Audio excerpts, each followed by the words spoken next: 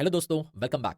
Now it's time to understand one of the most important concept for Java developers which happens to be inheritance. जहां हम अपनी शुरुआत करेंगे inheritance के introduction से, समझेंगे इसकी नीड क्या है और उसका सिंटैक्स क्या है, जहां पर हम समझने की कोशिश करेंगे एक्सटेंस कीवर्ड को, कैसे इसको यूज किया जाता है और कैसे हम दो क्लासेस को जावा के अंदर रिलेट कर पाएंगे। फिर हम समझेंगे टाइप्स ऑफ इनहेरिटेंस, जहां पर हम समझने की कोशिश करेंगे simple inheritance, multi level inheritance, hierarchical inheritance और जानने की कोशिश करेंगे अबाउट मल्टीपल इनहेरिटेंस, क्या ये जावा में अलो है या नहीं। फिर हम जानेंगे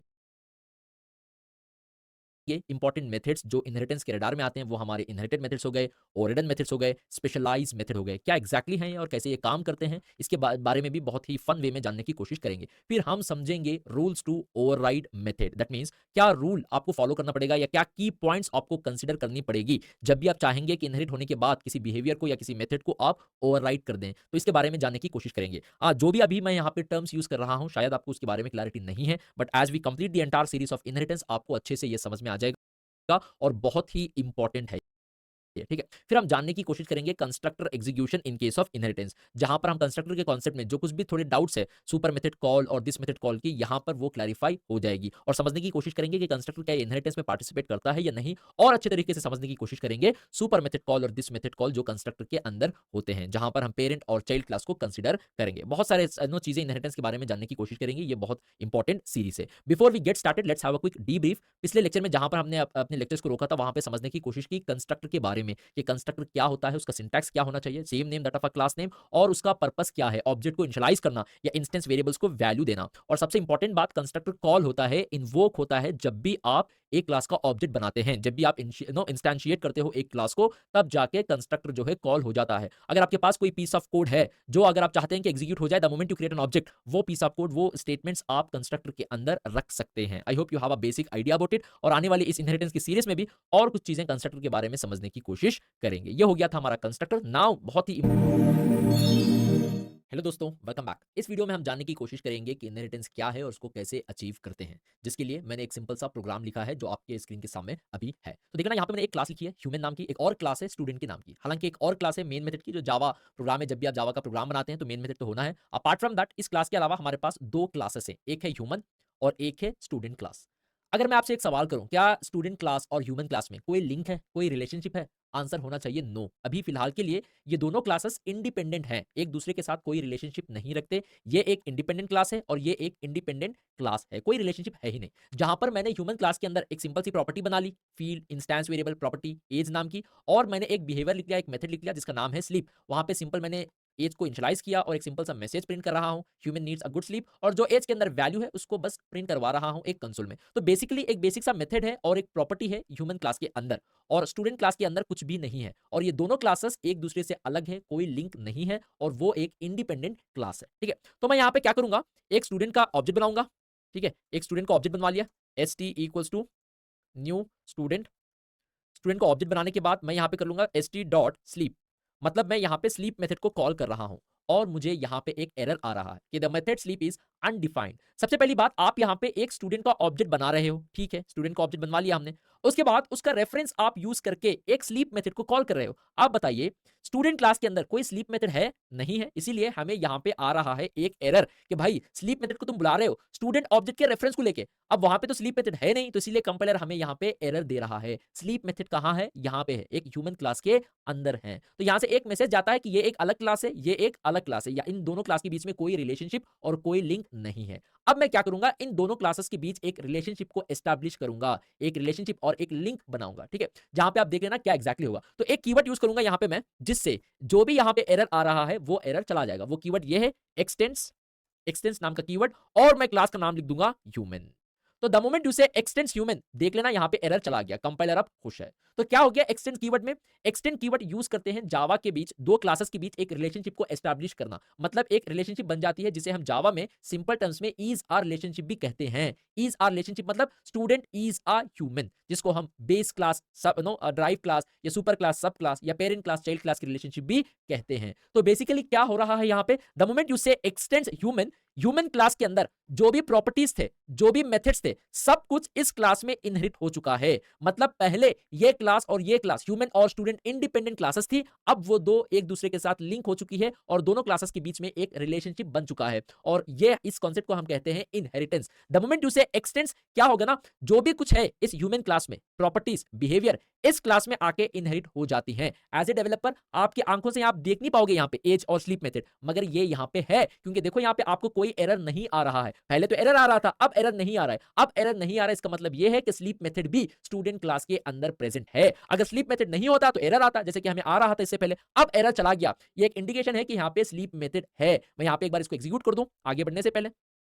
आप देख लेना यहाँ पे human needs a good sleep 18, मतलब ये आउटपुट आपको आ रहा है और ये आउटपुट, ये बॉडी कहां पे है, ये स्लीप मेथड की बॉडी है, ह्यूमन क्लास के अंदर है। क्या आपने ह्यूमन क्लास का ऑब्जेक्ट बनाया यहाँ पे? बिल्कुल नहीं, हमने स्टूडेंट क्लास का ऑब्जेक्ट बनाया। अगर ये स्टूडेंट क्लास में नहीं है तो आउटपुट कैसे आ रहा है? तो ये बात यहाँ पे साबित हो गई कि ये जो स्लीप मेथड है वो इस स्टूडेंट क्लास में इनहेरिट हो रहा है। और कैसे हो रहा है? एक्सटेंड कीवर्ड की मदद से। द मोमेंट यू से एक्सटेंड, और जो भी क्लास का आप यहाँ पे नाम लिखेंगे उस क्लास की प्रॉपर्टीज और मेथड्स इस क्लास में आ जाएंगी। तो आपने यहाँ पे कोड लिखा था, वही कोड आप यहां पे रीयूज कर रहे हैं, आपने यहां पे लिखा नहीं, मगर जैसे ही आपने ऑब्जेक्ट बना के रेफरेंस इसको कॉल किया तो एग्जीक्यूट हो रहा है, मतलब वो स्लीप यहां पर भी है। इसका मतलब ये हुआ कि जो आपने यहां पे लिखा था वही कोड यहां पे आप इसको रीयूज कर रहे हैं। तो ये हो गया कोड रीयूजेबिलिटी। एक बार आपने लिखा, वही कोड यहां पर भी आप यूज कर रहे हैं, रीयूज कर रहे हैं। तो ये कॉन्सेप्ट हो गया इनहेरिटेंस। सिंपल डेफिनेशन बता दूं कि it's a process where one class acquiring properties and behaviour of another class. ये क्लास इस क्लास की प्रॉपर्टीज और बिहेवियर को अक्वायर कर रही है और यहां पे वो आ जाएगी, जिससे एक रिलेशनशिप बन जाती है, जिसे हम इजी रिलेशनशिप के नाम से भी जानते हैं। देखो, स्टूडेंट इज अ ह्यूमन, इसीलिए हम इसे इजी रिलेशनशिप भी कहते हैं, जिसे हम पेरेंट चाइल्ड भी कहते हैं। तो जहां से आप चीजों को ले रहे हो ना, उस क्लास को हम यूजुअली कहते हैं सुपर क्लास, सुपर क्लास, या फिर कह सकते हैं बेस क्लास, या फिर कह सकते हैं पेरेंट क्लास। तो सारा मतलब ये parent class, base class, super class, सबका मतलब एक ही होता है, ठीक है। तो जिस क्लास से आप चीजों को ले रहे हैं ना, अब देखो यहाँ पे कहा एक्सटेंस ह्यूमन, तो ये जो क्लास हो गई इसे हम super class, base class, parent class भी कह सकते हैं। और जिस क्लास में आप चीजों को ले रहे हैं, स्टूडेंट क्लास में, दूसरों से आप स्टूडेंट क्लास के अंदर ले रहे हैं, तो फिर आप स्टूडेंट क्लास को कह सकते हैं कि ये हमारा चाइल्ड क्लास है, या आप कह सकते हैं ये हमारा सब क्लास है, सब क्लास है, या फिर आप इसको डेराइव क्लास भी कह सकते हैं। सुपर क्लास मतलब सब क्लास, डेराइव्ड क्लास या चाइल्ड क्लास, ये सारा एक ही होता है। जो क्लास दूसरों की चीजों को ले रहा है उस क्लास को हम कहते हैं चाइल्ड क्लास, या कह सकते हैं सब क्लास, या ये भी कह सकते हैं डेराइव्ड क्लास। जिस क्लास से आप ले रहे हो वो हो गया हमारा पेरेंट क्लास या बेस क्लास या सुपर क्लास, जिसके बारे में आगे जाके भी आप बहुत कुछ समझने वाले हैं। ये इनहेरिटेंस का आखिरी वीडियो नहीं है, ये इनहेरिटेंस का पहला वीडियो है, जहां पर आपने समझा कि कैसे दो क्लासेस को रिलेट कर सकते हैं और इनहेरिटेंस को कैसे अचीव किया जाएगा, जो है एक्सटेंस कीवर्ड को यूज करके। Before we move ahead in this topic, एक बार इसके डेफिनेशंस भी देख लेते हैं कि of course without any doubt it is one of the pillars of object oriented. अगर आप अपने आप को जावा डेवलपर कहते हो, क्योंकि जावा एक ऑब्जेक्ट ओरिएंटेड प्रोग्रामिंग लैंग्वेज है,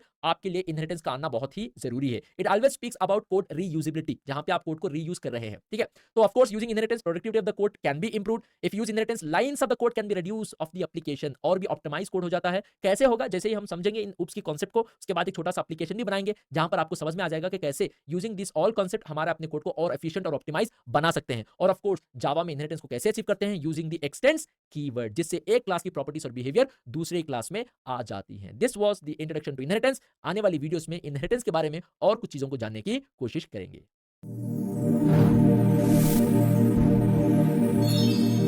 हेलो दोस्तों, वेलकम बैक। पिछले वीडियो में हमने जानने की कोशिश की कि इनहेरिटेंस क्या होता है, उसको कैसे अचीव करते हैं। साथ में हमने समझा पेरेंट क्लास, चाइल्ड क्लास के बारे में भी, जिसे हम सुपर क्लास, सब क्लास भी कहते हैं, बेस क्लास, डेराइव क्लास भी कहते हैं, ठीक है। तो बेसिकली एक आइडिया आया था कि इनहेरिटेंस में क्या होता है। तो यहाँ पे कुछ और चीजें इनहेरिटेंस के बारे में समझने की कोशिश करेंगे, जिसके लिए मैंने सिमिलर एग्जाम्पल यहाँ पर भी लिया है। मेरे पास एक क्लास है ह्यूमन 1 नाम से, एक क्लास है स्टूडेंट 1 नाम से, ठीक है। तो ह्यूमन 1 क्लास में मेरे पास एक प्रॉपर्टी है एज नाम की, एक बिहेवियर है, एक मेथड है स्लीप के नाम से। तो मैंने यहाँ पे क्या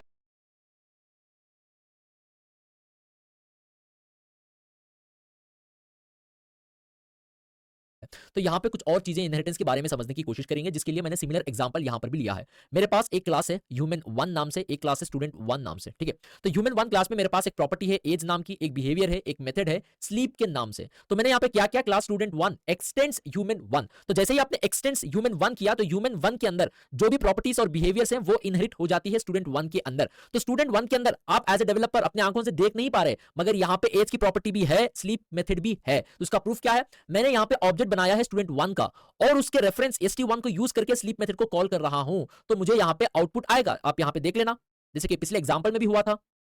ठीक है, यहाँ पे देख लो, यहाँ पे हमें आउटपुट आ रहा है, पिछला आउटपुट ये इसको इग्नोर कर दो। यहाँ पे देखो ह्यूमन नीड्स गुड स्लीप 18। तो जो बॉडी आपने यहाँ पे दी थी वो इस क्लास में भी है।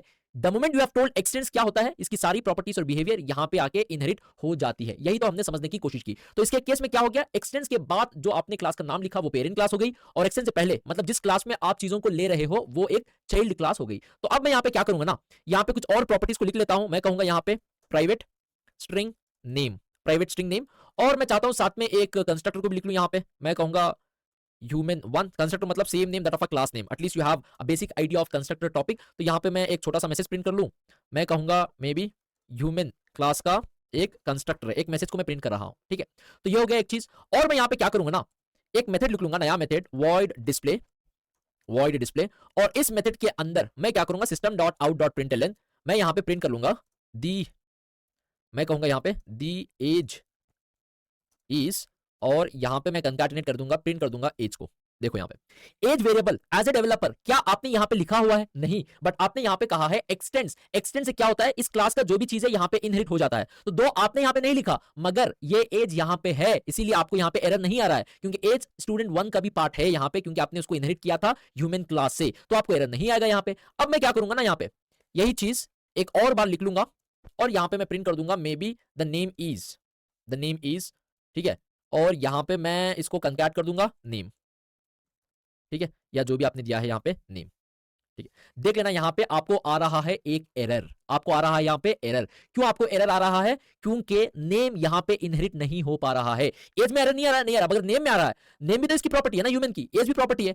एज दूसरी क्लास में, चाइल्ड क्लास में आप इनहेरिट कर पा रहे हो, नेम को नहीं, क्योंकि private members of a class will not participate in inheritance. यहां पे एज भी एक प्रॉपर्टी है, नेम भी एक प्रॉपर्टी है, ठीक है, तो प्रॉपर्टीज इनहेरिट होती हैं, दैट इज करेक्ट, मगर अगर प्रॉपर्टी है ना वो प्राइवेट है तो वो इनहेरिट नहीं होती। सिंपल भाषा में private members will not participate in inheritance. As यहां पे इनहेरिट हो रहा है स्टूडेंट के अंदर, तो आप अगर एज को एक्सेस कर रहे हैं तो आपको कोई एरर नहीं आ रहा है। मगर अगर आपने अंदर ट्राई किया ना नेम को एक्सेस करने के लिए, तो वहां पे आपको एरर आ रहा है। इट शोस कि वो इनहेरिट नहीं हो पा रहा है, क्योंकि स्टूडेंट वन क्लास के अंदर नेम है ही नहीं। अगर आप उसको प्रिंट करेंगे तो ऑफ कोर्स कंपाइलर आपको स्कोल्डिंग देगा, कंपाइलर आपसे कहेगा भाई कहां पे है नेम, नेम तो डिफाइन ही नहीं हुआ है, field no human dot name is not visible, यहां पे वो विजिबल है ही नहीं। क्यों विजिबल नहीं है? क्योंकि वो इनहेरिट ही नहीं हो रहा है। तो बेसिकली एक कंक्लूजन पॉइंट यहां पे, प्राइवेट मेंबर्स अगर हैं, प्राइवेट प्रॉपर्टी है, तो वो इनहेरिट नहीं होती। क्यों ये रूल इन्होंने डाला है? क्योंकि एनकैप्सुलेशन के कॉन्सेप्ट को प्रिजर्व करने के लिए। एक पिलर ओप्स का दूसरे पिलर को अफेक्ट नहीं करता। तो एनकैप्सुलेशन में क्या होता है, अगर कोई प्रॉपर्टी आपने प्राइवेट कर दी दूसरी क्लास में, क्या वो प्रॉपर्टी को आप डायरेक्टली एक्सेस कर पाओगे? क्या वो वेरिएबल को आप डायरेक्टली एक्सेस कर सकते हैं? नहीं कर सकते ना, सेटर और गेटर से ही एक्सेस करना है। अगर इनहेरिटेंस में वो अलो कर दें कि ये इनहेरिट हो सकता है, तो अगर वो डायरेक्ट एक्सेस नहीं हो रहा है तो वो क्लास वाले क्या करेंगे, एक्सटेंस का कीवर्ड यूज करेंगे और उस प्रॉपर्टी को यहां पे इनहेरिट करके जो वैल्यू चाहे वो वैल्यू दे देंगे। To preserve the concept of encapsulation they have made sure कि प्राइवेट मेंबर्स इनहेरिट ना हो, उसकी access within a class ही होनी चाहिए। Outside the class, child class में भी वो इनहेरिट नहीं होते और आप डायरेक्टली उसको एक्सेस भी नहीं कर पाएंगे। ये एक हो गया। यहां पे देख लेना मैंने एक कंस्ट्रक्टर भी इंक्लूड किया है ह्यूमन क्लास के अंदर, और यहां पे मैंने ऑब्जेक्ट बनाया है स्टूडेंट वन का, और उसको यूज करके मैंने स्लीप को भी कॉल किया। अब मैं डिस्प्ले मेथड को भी कॉल कर लूंगा जो मैंने लिखा हुआ है, ठीक है, डिस्प्ले मेथड भी मैंने कॉल कर लिया। बढ़िया। क्या मैं ह्यूमन का ऑब्जेक्ट बना रहा हूं? क्या नहीं बना रहा हूं, मैं ऑब्जेक्ट बना रहा हूं स्टूडेंट वन का। तो यहां पे मैं एक बार इसको एग्जीक्यूट कर लूं, आप देख सकते हैं यहां पे आउटपुट आ रहा है human class constructor, human needs a good sleep 18, the age is 18। आपको ये भी आउटपुट आ रहा है ह्यूमन क्लास कंस्ट्रक्टर, ये आउटपुट आ रहा है, मगर ये मेथड, ये जो बॉडी है इस क्लास की कंस्ट्रक्टर में है। तो क्या इसकी मीनिंग ये हो गई कि कंस्ट्रक्टर इनहेरिट हो रहा है अपने स्टूडेंट क्लास में? सो ओनली जब हम स्टूडेंट क्लास के ऑब्जेक्ट को बना रहे हैं वो भी एग्जीक्यूट हो रहा है? नहीं, कंस्ट्रक्टर भी इनहेरिट नहीं होता। Constructor will not participate in inheritance. मगर वो एग्जीक्यूट कैसे हो रहा है? जब मैं उसको कॉल ही नहीं कर रहा हूं, उसका ऑब्जेक्ट ही नहीं बना रहा हूं, तो वो एग्जीक्यूट कैसे हो रहा है वो आपको मैं बता दूं। देखिए यहां पे आप यहां पे एक ऑब्जेक्ट को बना रहे हो, ठीक है, जब आप ऑब्जेक्ट को बनाएंगे तो आप यहां पे एक कंस्ट्रक्टर को कॉल कर रहे हो स्टूडेंट वन की क्लास का। तो आपने यहां पे कंस्ट्रक्टर को कॉल किया। आप बताइए क्या स्टूडेंट वन क्लास में कोई कंस्ट्रक्टर है? Is it available? No, student one class में कंस्ट्रक्टर नहीं है। तो क्या होगा अगर आपने कंस्ट्रक्टर के कॉन्सेप्ट को समझ लिया, तो behind the scene Java compiler जो है डिफॉल्ट कंस्ट्रक्टर को इंक्लूड कर लेता है, डिफॉल्ट कंस्ट्रक्टर को इंक्लूड कर लेता है, ठीक है, जो आप यहां पे देख नहीं पा रहे हो, मगर बिहाइंड द सीन ये इंक्लूडेड है।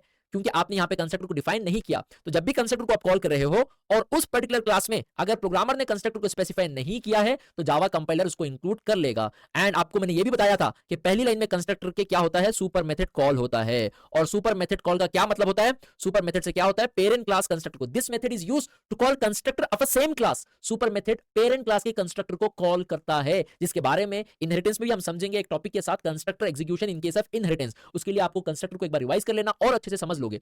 तो बेसिकली आप यहां पे कंस्ट्रक्टर को कॉल कर रहे हो, ठीक है, आपने यहां पे कंस्ट्रक्टर लिखा नहीं था, ठीक है, बिहाइंड द सीन एक कंस्ट्रक्टर को इंक्लूड कर लिया गया जावा कंपाइलर के द्वारा और कंट्रोल वहां पे आया। पहली लाइन में कंस्ट्रक्टर के सुपर मेथड होता है, behind the seen it will be included, अगर आप लिखो या ना लिखो, ये भी मैंने कहा था। तो सुपर मेथड की ड्यूटी होती है पेरेंट क्लास के कंस्ट्रक्टर को कॉल करना। तो जब आपने ऑब्जेक्ट बना के यहां पे कंस्ट्रक्टर को कॉल किया तो कंट्रोल यहां पे आ गया। जब पहली लाइन कंस्ट्रक्टर की देखा सुपर मेथड, तो उसके पेरेंट क्लास के कंस्ट्रक्टर को कॉल करना पड़ेगा। और स्टूडेंट 1 का पेरेंट कौन है, ह्यूमन 1 है, तो वहां से कंट्रोल जाएगा पेरेंट में। क्या पेरेंट क्लास में कोई जीरो पैरामीटराइज कंस्ट्रक्टर है, तो कंट्रोल यहां पे आएगा और जो भी ये बॉडी है उसको एग्जीक्यूट कर रहा है। करने के बाद कंट्रोल वापस यहां पे आ गया, कोई और चीज नहीं, तो कंट्रोल वहां पे गया। आप रेफरेंस वेरिएबल को बना रहे हो, बात स्लीप और डिस्प्ले मेथड को कॉल कर रहे हो। तो ये बॉडी एग्जीक्यूट हो रही है, इसलिए नहीं कि वो इनहेरिट हो रहा है स्टूडेंट में, नो, कंस्ट्रक्टर इनहेरिट नहीं हो रहा है। मगर एग्जीक्यूट कैसे हो रहा है, क्योंकि हम तो ऑब्जेक्ट स्टूडेंट का बना रहे हैं, फिर भी ह्यूमन एग्जीक्यूट हो रहा है। वो कैसे हो रहा है, क्योंकि सुपर मेथड कॉल जो चाइल्ड क्लास कंस्ट्रक्टर के अंदर है, इस वजह से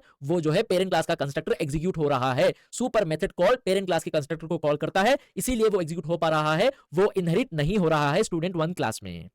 फाइन टू एवरीवन। तो बेसिकली इस वीडियो का कंक्लूजन है कि प्रॉपर्टीज एंड मेथड्स इनहेरिट होती हैं चाइल्ड क्लास में, करेक्ट। अगर प्रॉपर्टी प्राइवेट है तो प्राइवेट मेंबर्स इनहेरिट नहीं होती, point number 1। Point number 2, constructor भी इनहेरिट नहीं होता, कंस्ट्रक्टर जो है चाइल्ड क्लास में इनहेरिट नहीं होता। मगर वो यहां पे एग्जीक्यूट इसलिए हो रहा है क्योंकि आप यहां पे चाइल्ड क्लास के कंस्ट्रक्टर को बुला रहे हो, यहां पे चाइल्ड क्लास का कंस्ट्रक्टर आ गया और वहां पे पहली लाइन में बाय डिफॉल्ट सुपर मेथड को इंक्लूड किया जाता है और कंस्ट्रक्टर के अंदर सुपर मेथड मतलब पेरेंट क्लास को कंस्ट्रक्टर को कॉल करना, तो यहां पर इसी वजह से ये एग्जीक्यूट हो रहा है। I hope you have understood. अगर कोई दिक्कत है तो वीडियो वापस आप देख सकते हैं और कंस्ट्रक्टर के कॉन्सेप्ट को भी एक और बार अच्छे से समझ लें। आने वाली वीडियोस में हम सुपर मेथड के बारे में और समझने की कोशिश करेंगे। फाइन, तो कंस्ट्रक्टर और private members will not participate in inheritance, ये था इस वीडियो का motive. Let's understand more on the concept of inheritance in the next video. Thank you so much for joining me here.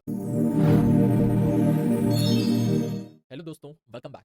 अब हमने basics of inheritance को समझ लिया है कि इनहेरिटेंस क्या होता है, कोड रीयूजेबिलिटी का मतलब क्या है एटलीस्ट ब्रीफली, और साथ में जान लिया है कि इनहेरिटेंस को कैसे अचीव करते हैं। अब हम जानने की कोशिश करेंगे major types of inheritance. Single level inheritance जिसे हम सिंपल इनहेरिटेंस भी कहते हैं, multi level inheritance, hierarchical inheritance, फिर आता है हमारा मल्टीपल इनहेरिटेंस। जो मल्टीपल इनहेरिटेंस जावा में तो अलाउड नहीं है, but in the process of types of inheritance आप इनहेरिटेंस के बारे में बहुत सारी चीजों को जान जाओगे और कुछ इनसाइट्स आ जाएंगी। और इंटरव्यू के लिए भी ये वीडियो बहुत ही इंपॉर्टेंट है, जहां हम समझेंगे टाइप्स ऑफ इनहेरिटेंस। ठीक है, टू स्टार्ट विद सबसे पहले सिंगल लेवल इनहेरिटेंस, जिसको हम सिंपल इनहेरिटेंस भी कहते हैं। अब तक जो हमने किया है टू क्लासेस को जोड़ के, टू क्लासेस को रिलेट करके, वही है हमारा सिंगल लेवल इनहेरिटेंस। मैं यहाँ पे आपको पिक्टोरियली एक बार बता दूं, जहां पे एक क्लास दूसरे क्लास को इनहेरिट कर रही है, ये हो गया हमारा सिंगल लेवल इनहेरिटेंस। इससे पहले हमने स्टूडेंट और ह्यूमन की क्लास में भी यही किया था, जो हमारा स्टूडेंट क्लास एक्सटेंड कर रहा था ह्यूमन क्लास को और वहां की सारी प्रॉपर्टीज और बिहेवियर को इनहेरिट कर रहा था अपने पास। ऑफ कोर्स सिवाय द कंस्ट्रक्टर और प्राइवेट मेंबर्स के सब कुछ इनहेरिट हो जाता है एक्सेप्ट कंस्ट्रक्टर और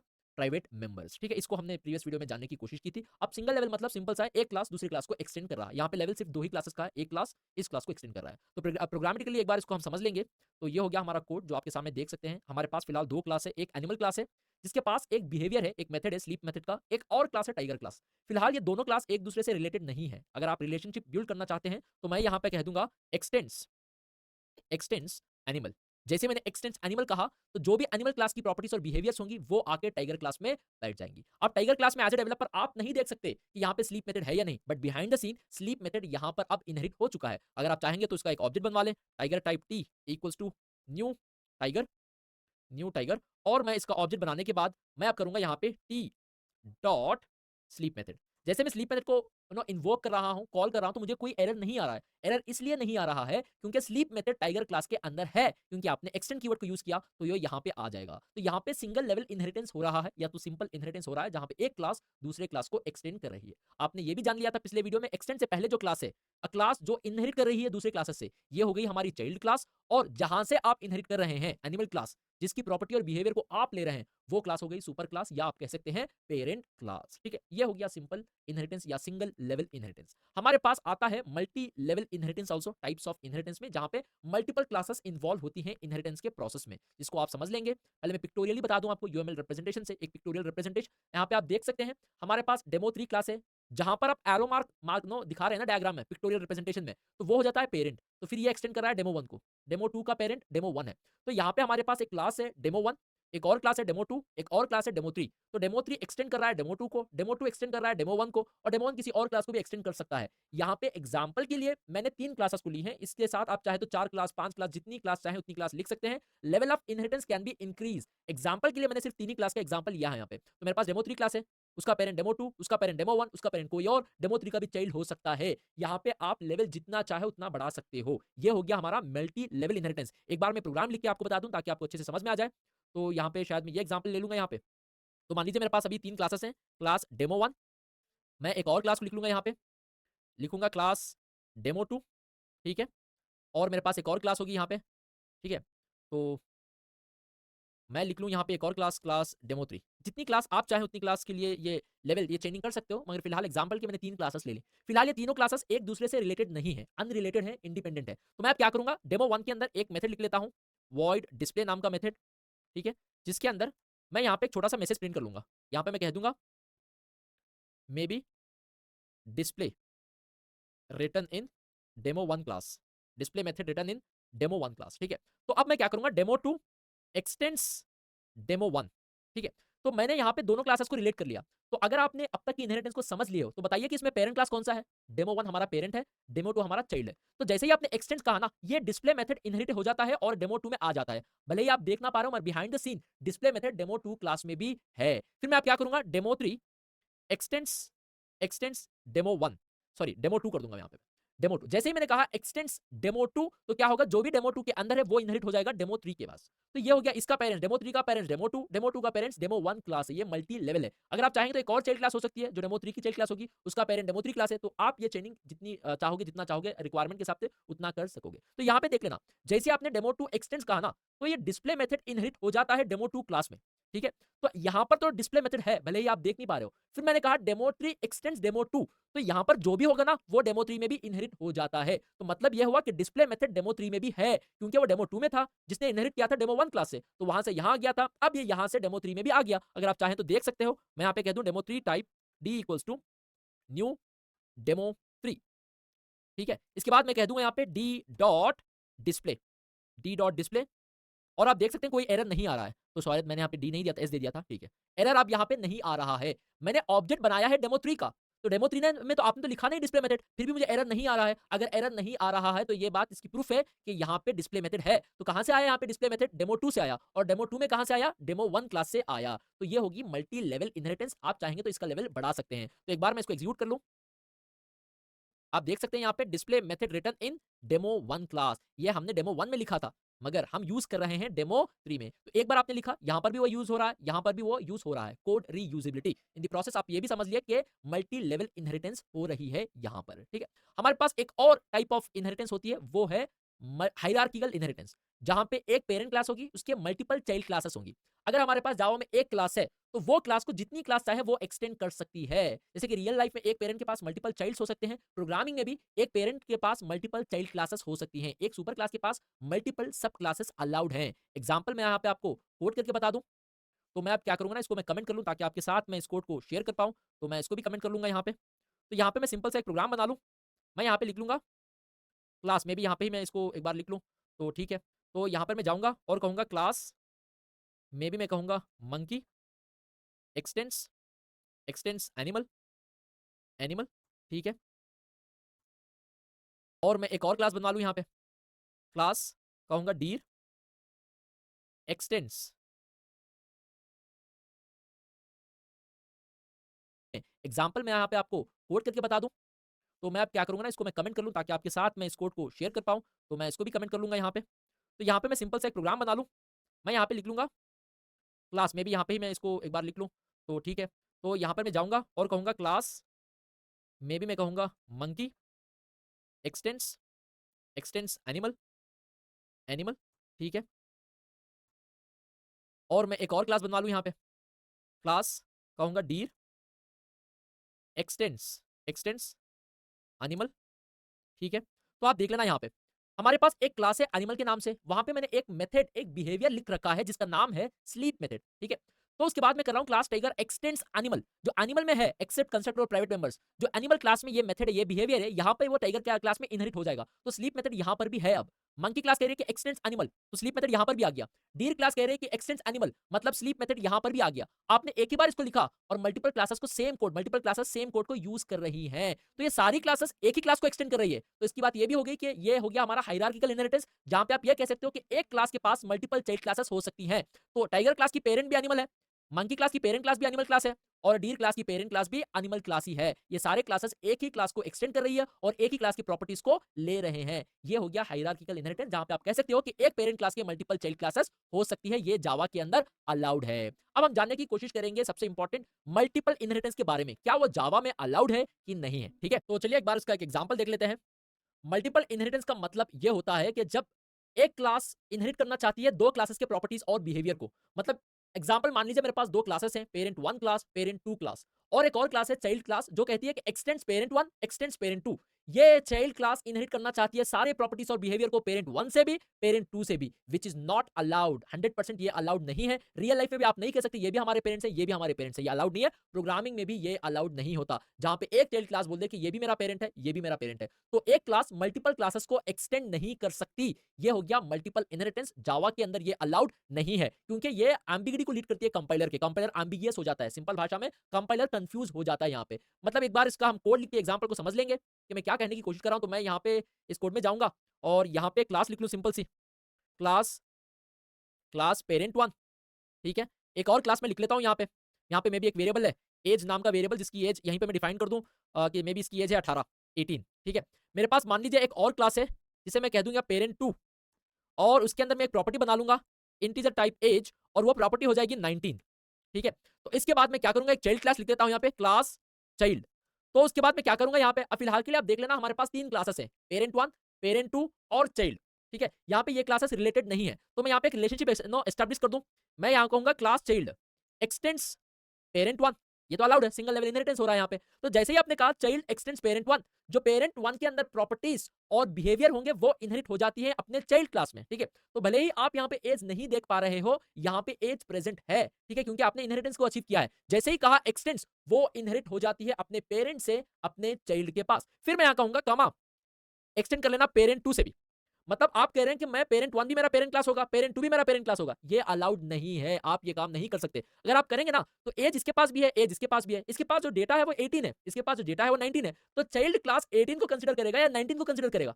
यहाँ पे कंफ्यूजन है ना, तो इसको हम टेक्निकली कहते हैं एम्बिगिटी, एम्बिगियस। तो इसीलिए यहाँ पे कंपाइलर को भी एम्बिगियस हो जाएगा, इसीलिए कंपाइलर ये आपको अलो नहीं करेगा, और जावा सिंटैक्स में ये अलाउड नहीं है, जिसे हम टेक्निकली मल्टीपल इनहेरिटेंस कहते हैं। मल्टीपल इनहेरिटेंस मतलब एक क्लास एक से ज्यादा क्लासेस को कह रही है कि वो हमारी पेरेंट क्लास है।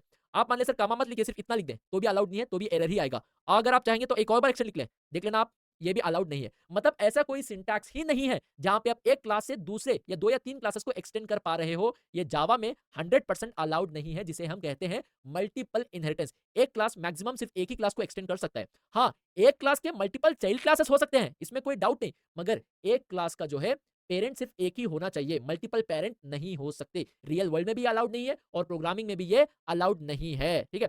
हम इस प्रॉब्लम को है ना डायमंड शेप प्रॉब्लम भी कहते हैं। क्यों कहते हैं आपको मैं पिक्टोरियली बता दूंगा। इससे पहले एक और इन्फॉर्मेशन आपके लिए जानना बहुत ही जरूरी है, उसके बारे में बात कर लूं। अब यहाँ पे देख लेना आपके पास जो एग्जांपल है, मैंने कहा कि चाइल्ड एक्सटेंड्स पेरेंट 1, तो चाइल्ड का पेरेंट क्लास कौन हो गया, पेरेंट 1 हो गया, ठीक है। अब पेरेंट 2 को आपने एक्सटेंड्स कीवर्ड नहीं यूज किया, क्या पेरेंट 2 का कोई पेरेंट है, फिलहाल नहीं है, आपने स्पेसिफाई नहीं किया। अगर आप एक्सटेंड्स कीवर्ड को यूज करके कोई और क्लास का नाम लिख देते हैं तो वो क्लास हो जाती है पेरेंट क्लास। अब यहाँ पे पेरेंट 1 में भी आपने क्या यहाँ पे एक्सटेंड कीवर्ड को यूज करके बताया कि कौन पेरेंट है, नहीं बताया। तो जब भी आप जावा में प्रोग्राम लिखते हैं और आप एक्सटेंड्स कीवर्ड को नहीं यूज करते, आप नहीं बताते कि उसका पेरेंट कौन है, तो ये क्या होता है, behind the scene her Java class क्या करती है, एक्सटेंड करती है ऑब्जेक्ट क्लास को, एक्सटेंड्स ऑब्जेक्ट। तो यहां पर पेरेंट में भी आपने कुछ नहीं बताया, तो ये भी behind the scene by default extend करती है एक इनबिल्ट क्लास को, ऑब्जेक्ट क्लास को, ठीक है।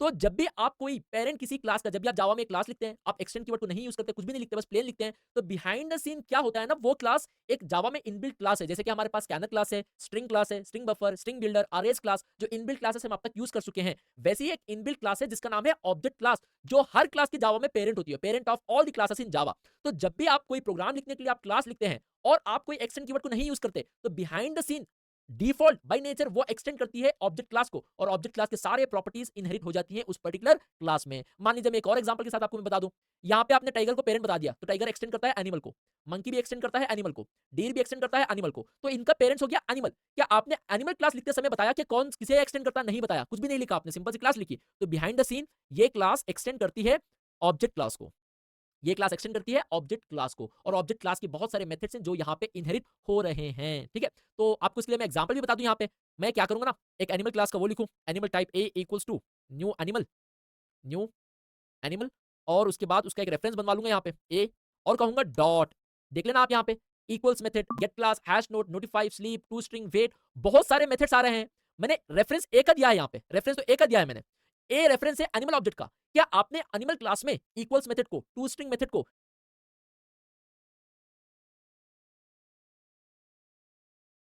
डिफाइन किया है? नहीं किया है। तो उस क्लास में वो सारे मेथड्स आए कहां से? कहां से आ रहे हैं कि वो ऑब्जेक्ट क्लास से आ रहे हैं, क्योंकि आपकी क्लास जब भी आप कोई एक्सटेंड कीवर्ड यहां पे नहीं यूज करते, ऐसे ही जैसे ही क्लास में आए और एक क्लास लिख ली, तो behind the scene by nature वो एक्सटेंड करती है ऑब्जेक्ट क्लास को, और ऑब्जेक्ट क्लास से वो इनहेरिट कर जाती हैं सारे मेथड्स, नोटिफाई, वेट और नो, ये सारे इनबिल्ट मेथड जो ऑब्जेक्ट क्लास के अंदर हैं। आगे जाके बहुत इन क्लासेस के बारे में आप समझ जाओगे जैसे जैसे जावा में हम आगे बढ़ेंगे। अगर आपने स्पेसिफाई नहीं किया तो कौन है उसका पेरेंट? ऑब्जेक्ट है। तो वहां से चीजें यहाँ पे आ गई, तो यहाँ पे तो सारी हैं, तो यहाँ से फिर वापस वो टाइगर क्लास में चली जाती हैं। ठीक है, तो ये बेसिक आइडिया भी आपको मिल गया इन the process of understanding the concept of multiple inheritance. तो क्या मैं आपसे सवाल कर लूं कि मल्टीपल इनहेरिटेंस जावा के अंदर अलाउड है? The answer is no, multiple inheritance Java में अलाउड नहीं है। एक क्लास के दो पेरेंट क्लास नहीं हो सकते। अब इसको डायमंड शेप प्रॉब्लम भी कहते हैं। देखो भाई, यहाँ पे चाइल्ड वन कह रहा है कि ये भी मेरा पेरेंट है, ये भी मेरा पेरेंट है, ऑफ कोर्स ये हमारे पास अलाउड नहीं है। तो अब मैं क्या करूंगा, यहाँ पे इसके तो पेरेंट्स मैंने स्पेसिफाई नहीं किया है, इसका पेरेंट्स ये है तो ये अलाउड नहीं है। ठीक है, अगर जब भी आपने क्लास लिखा और पेरेंट को स्पेसिफाई नहीं किया, तो बिहाइंड द सीन उसका पेरेंट क्लास कौन है? ऑब्जेक्ट है। तो बैकग्राउंड में बिहाइंड द सीन वो ऑब्जेक्ट क्लास को एक्सटेंड कर रहे हैं। ठीक है, तो ये क्योंकि पिक्टोरियली डायग्रामेटिकली डायमंड शेप है, इसको हम डायमंड शेप प्रॉब्लम भी कहते हैं, क्योंकि इसका दो पेरेंट है, ये अलाउड नहीं है। और इनके पेरेंट्स कौन? क्योंकि आपने स्पेसिफाई नहीं किया, तो इसका पेरेंट क्या हो गया? ऑब्जेक्ट हो गया। तो ये जावा के अंदर इस आर्किटेक्चर को, इस डायग्राम को, इस यूएमएल को जावा में अलाउड नहीं करते, जिसे हम सिंपल भाषा में करते हैं, कहते हैं कि मल्टीपल इनहेरिटेंस जावा में अलाउड नहीं है। It lead to ambiguity to compiler. अगर इसके पास भी सेम डेटा है, इसके पास भी सेम डेटा है, तो यहाँ पे ये कौन सा डेटा लेगा? इसका लेगा कि इसका लेगा? कंफ्यूजन है यहाँ पे, इसीलिए ये अलाउड नहीं है जावा में। मगर इसका एक ऑल्टरनेटिव है जो आप इंटरफेस के कॉन्सेप्ट में समझ जाएंगे, मगर जावा के अंदर मल्टीपल इनहेरिटेंस अलाउड नहीं है। आई होप आपने टाइप्स ऑफ इनहेरिटेंस को समझ लिया होगा। I want all of you to practice all the programs. अगर कुछ डाउट है तो you can rewatch the entire video. Let's meet again in the next video to understand it. Hello दोस्तों, welcome back. Now it's time to understand types of methods in inheritance, जो है हमारे inherited methods, overriding methods, specialised methods. ठीक है, overriding और ओवररिडन में थोड़ा सा डिफरेंस है। अगर चाइल्ड क्लास में कोई मेथड को आप ओवरराइड कर रहे हो इनहेरिट करने के बाद, पेरेंट क्लास में उसे हम ओवररिडन मेथड कहते हैं, और वही मेथड को चाइल्ड क्लास में हम ओवरराइडिंग मेथड कहते हैं। क्या डिफरेंस है? मैं जानता हूं कि आपको इतनी क्लैरिटी अभी नहीं है, यही तो हम इस वीडियो में जानने वाले हैं कि इनहेरिटेड मेथड्स, ओवरराइडिंग मेथड्स और स्पेशलाइज्ड मेथड किसे कहते हैं और उनमें क्या डिफरेंस है। ठीक है, तो इसके लिए मैं आपके सामने एक प्रोग्राम लिख लूंगा जहां पे आपको मैं बताने की कोशिश करूंगा कि इन तीनों का मतलब क्या है और उसमें क्या डिफरेंस है। उससे पहले प्रोग्राम लिखें, एक आपको पिक्टोरियल रिप्रेजेंटेशन बता देता हूं जो प्रोग्राम लिखने वाला हूं उसका, जिसे हम बेसिकली यूएमएल डायग्राम भी कहते हैं, यूनिफाइड मॉडलिंग लैंग्वेज का बेसिक डायग्राम है, जहां पे यूएमएल का मतलब भी ये होता है कि pictorial representation of your program. मतलब आप जो भी एप्लीकेशन या प्रोग्राम लिख रहे हैं उसका एक पिक्टोरियल रिप्रेजेंटेशन पहले आप बना रहे हैं ताकि आपको कोडिंग आसान हो जाए। ठीक है, तो जैसे कि आपकी स्क्रीन के सामने आप देख सकते हैं, यहाँ पे एक रेक्टेंगल कलर का बॉक्स है। ठीक है, रेक्टेंगुलर बॉक्स है, यहाँ पे ये जो लाइन के ऊपर नाम लिखा हुआ वो होगा हमारा क्लास नेम। मतलब ये हो गया कि हमारे पास एक क्लास है एरोप्लेन नाम की, और उसके अंदर हमारे पास दो बिहेवियर आते हैं, दो मेथड्स आते हैं। टेक ऑफ, क्योंकि आप यहाँ पे देख सकते हैं पैरेंथेसिस, पैरेंथेसिस मतलब ये एक मेथड हो गया। फ्लाई मेथड, और कोलन के बाद ये स्पेसिफाई करता है कि ये मेथड क्या रिटर्न करने वाला है। ये मेथड का रिटर्न टाइप होगा वॉइड, और ये मेथड का भी रिटर्न टाइप होगा वॉइड, मतलब ये मेथड कुछ रिटर्न करने वाले नहीं है। तो बेसिकली हमारे पास एक क्लास है एरोप्लेन नाम की, और उस क्लास के अंदर दो मेथड होंगे, टेक ऑफ मेथड और फ्लाई मेथड। साथ में हमारे पास दो और क्लास है, कार्गो प्लेन नाम की एक क्लास है, पैसेंजर प्लेन नाम की क्लास है, और वो पॉइंट कर रही है एरोप्लेन, उसका एरो मार्क एरोप्लेन क्लास की तरफ है, तो इसके इंडिकेशन ये है कि एरोप्लेन यहाँ पे पेरेंट क्लास होगी और कार्गो प्लेन और पैसेंजर प्लेन यहाँ पे चाइल्ड क्लासेस होगी। जहां पर भी ये एरो मार्क पॉइंट कर रहा है वो हमारी पेरेंट क्लास होती है। ठीक है, तो ये बेसिक रिप्रेजेंटेशन है कि हम प्रोग्राम में क्या लिखने वाले हैं। तो चलिए इसके बेसिस पे एक छोटा सा प्रोग्राम समझेंगे, वापस एट द एंड यही डायग्राम को हम रेफर कर लेंगे ताकि अच्छे से क्लैरिटी आ जाए। तो इस एग्जाम्पल को समझाने के लिए मैंने बेसिक सा प्रोग्राम लिखा है, जैसे कि आप देख सकते हैं एज पर द यूएमएल हमारे पास एक क्लास है, एरोप्लेन नाम की क्लास है। ठीक है, उसके अंदर दो बिहेवियर है, एक है फ्लाई और एक है टेक ऑफ। मैंने यहाँ पे पब्लिक बनाया है। पब्लिक का मतलब सिंपली ये होता है कि इस मेथड को पूरे प्रोजेक्ट में, दूसरे फोल्डर्स में भी, एक ही प्रोजेक्ट के अंदर कोई भी इसको इन्वोक कर सकता है, कोई भी इसको कॉल कर सकता है। इसका सिंपली ये मीनिंग है कि पूरे प्रोजेक्ट में ये मेथड्स कहीं पर भी आप एक्सेस कर पाओगे। अगर आप चाहते हैं कि इस मेथड्स की बॉडी एग्जीक्यूट हो जाए और पूरे प्रोजेक्ट में इस मेथड को आप एक्सेसिबल बना रहे हैं, इसकी विजिबिलिटी बढ़ा रहे हैं, जो भी चाहे अपने प्रोजेक्ट में उसको ये एक्सेस कर पाएगा। Simply that's the meaning of public. आगे जाके इसके बारे में और समझने की हम कोशिश करेंगे। तो फिलहाल हमारे पास दो मेथड्स हैं, void take off, void fly. Just to convey the concept मैं यहाँ पे एक सिंपल सी बॉडी लिख लिया यहाँ पे कि aeroplane is taking of, aeroplane is flying. ये हो गया हमारे क्लास। तो साथ में हमारे पास दो और क्लासेस आती हैं, कार्गो प्लेन और पैसेंजर प्लेन। तो कार्गो प्लेन एक्सटेंड्स एरोप्लेन, तो इस केस में क्या हो गया, कार्गो प्लेन चाइल्ड क्लास हो गई, एरोप्लेन पेरेंट क्लास हो गई। अगर अब तक आपने इनहेरिटेंस के कॉन्सेप्ट को समझ लिया है तो ये समझने में आपको दिक्कत नहीं आएगी। तो जैसे ही आपने एक्सटेंड्स एरोप्लेन किया तो ये दोनों मेथड्स इनहेरिट हो जाती हैं कार्गो प्लेन के अंदर। भले ही आपको ये दिख नहीं रही है, मगर कार्गो प्लेन के अंदर हमारे पास दो मेथड्स आते हैं, एक है टेक ऑफ और एक है फ्लाई। इसी तरीके से मैंने एक और क्लास लिख लिया यहाँ पे, class passenger plane extends aeroplane. जैसे ही आपने यहाँ पे एक्सटेंड्स एरोप्लेन किया तो जो भी यहाँ पे बिहेवियर होगा वो यहाँ पे इनहेरिट हो जाएगा। तो पैसेंजर प्लेन के अंदर भी दो मेथड्स आपके पास हैं। चलिए एक बार मैं इसको एग्जीक्यूट कर लेता हूँ। तो मैं पहले यहाँ पे ऑब्जेक्ट बना लूंगा, cargo plane type cp equals to, तो रेफरेंस बना लूं cp equals to new cargo plane, तो इसका रेफरेंस हो गया। उसके बाद मैं कहूंगा सीपी डॉट टेक ऑफ, उसके बाद कहूंगा CP dot may B fly. ठीक है, तो मैंने ऑब्जेक्ट बनाई थी कार्गो प्लेन की। ऑब्जेक्ट बनाने के बाद मैंने टेक ऑफ मेथड को, फ्लाई मेथड को कॉल किया और मुझे कोई एरर नहीं आ रहा है। अगर एरर नहीं आ रहा है तो इस बात का प्रूफ है कि कार्गो प्लेन के अंदर टेक ऑफ मेथड और फ्लाई मेथड हैं जो कि इनहेरिट हुई है एरोप्लेन क्लास से। ठीक है, तो सिमिलरली यहाँ पे मैं एक पैसेंजर क्लास का भी ऑब्जेक्ट बनवा लूं, पैसेंजर प्लेन टाइप में भी रेफरेंस वेरिएबल पीपी दे देता हूं मैं, equals to new passenger plane. ठीक है, इसके बाद मैं यहाँ पे कहूंगा पीपी डॉट टेक ऑफ और यहाँ पे कहूंगा मैं PP, okay, PP dot fly. तो यहाँ पर मुझे कोई एरर नहीं आ रहा है, तो इसका इंडिकेशन ये हो गया कि ये दो मेथड्स अपने पैसेंजर प्लेन्स में भी प्रेजेंट हैं। तो जैसे ही आपने एक्सटेंड किया ये तो इनहेरिट हो गए।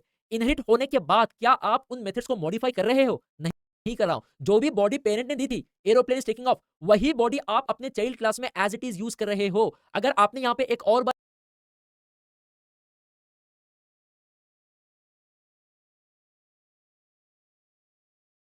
और पैसेंजर प्लेन, तो कार्गो प्लेन एक्सटेंड्स एरोप्लेन, तो इस केस में क्या हो गया, कार्गो प्लेन चाइल्ड क्लास हो गई, एरोप्लेन पेरेंट क्लास हो गई। अगर अब तक आपने इनहेरिटेंस के कॉन्सेप्ट को समझ लिया है तो ये समझने में आपको दिक्कत नहीं आएगी। तो जैसे ही आपने एक्सटेंड्स एरोप्लेन किया तो ये दोनों मेथड्स इनहेरिट हो जाती हैं कार्गो प्लेन के अंदर। भले ही आपको ये दिख नहीं रही है, मगर कार्गो प्लेन के अंदर हमारे पास दो मेथड्स आते हैं, एक है टेक ऑफ और एक है फ्लाई। इसी तरीके से मैंने एक और क्लास लिख लिया यहाँ पे, class passenger plane extends aeroplane. जैसे ही आपने यहाँ पे एक्सटेंड्स एरोप्लेन किया तो जो भी यहाँ पे बिहेवियर होगा वो यहाँ पे इनहेरिट हो जाएगा। तो पैसेंजर प्लेन के अंदर भी दो मेथड्स आपके पास है। चलिए एक बार मैं इसको एग्जीक्यूट कर लेता हूं। तो मैं पहले यहाँ पे ऑब्जेक्ट बना लूंगा, cargo plane type cp equals to, तो रेफरेंस बना लूं cp equals to new cargo plane, तो इसका रेफरेंस हो गया। उसके बाद मैं कहूंगा सीपी डॉट टेक ऑफ, उसके बाद कहूंगा CP dot may B fly. ठीक है, तो मैंने ऑब्जेक्ट बनाई थी कार्गो प्लेन की। ऑब्जेक्ट बनाने के बाद मैंने टेक ऑफ मेथड को, फ्लाई मेथड को कॉल किया और मुझे कोई एरर नहीं आ रहा है। अगर एरर नहीं आ रहा है तो इस बात का प्रूफ है कि कार्गो प्लेन के अंदर टेक ऑफ मेथड और फ्लाई मेथड हैं जो कि इनहेरिट हुई है एरोप्लेन क्लास से। ठीक है, तो सिमिलरली यहाँ पे मैं एक पैसेंजर क्लास का भी ऑब्जेक्ट बनवा लूं, पैसेंजर प्लेन टाइप में भी रेफरेंस वेरिएबल पीपी दे देता हूं मैं, equals to new passenger plane. ठीक है, इसके बाद मैं यहाँ पे कहूंगा पीपी डॉट टेक ऑफ और यहाँ पे कहूंगा मैं PP, okay, PP dot fly. तो यहाँ पर मुझे कोई एरर नहीं आ रहा है, तो इसका इंडिकेशन ये हो गया कि ये दो मेथड्स अपने पैसेंजर प्लेन्स में भी प्रेजेंट हैं। तो जैसे ही आपने एक्सटेंड किया ये तो इनहेरिट हो गए।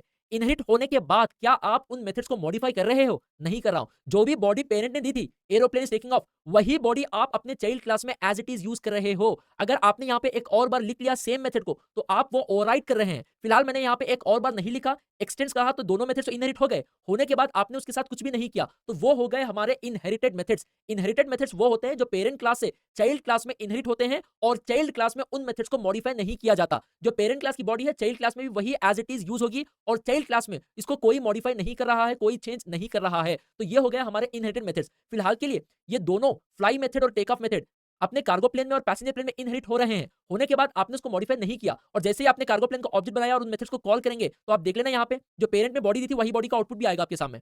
देखो, aeroplane is taking of, aeroplane is flying, ये कार्गो प्लेन के लिए आ रहा है। Aeroplane is taking of, aeroplane is flying, ये पैसेंजर प्लेन के लिए आ रहा है। तो मतलब जो पेरेंट ने बॉडी दी एज ए चाइल्ड क्लास आप वही इसको यूज कर रहे हो। तो ये हो गया हमारा इनहेरिटेड मेथड्स, जो इनहेरिट करने के बाद आप उसको मॉडिफाई नहीं कर रहे हैं। ठीक है, तो मान लीजिए टेक ऑफ मेथड तो ठीक है, मैंने इनहेरिट कर लिया, मुझे मॉडिफाई नहीं किया। मगर जो फ्लाई मेथड है, पेरेंट ने बॉडी दी है एरोप्लेन इज फ्लाइंग, एक जर्नलिस्टिक बॉडी है।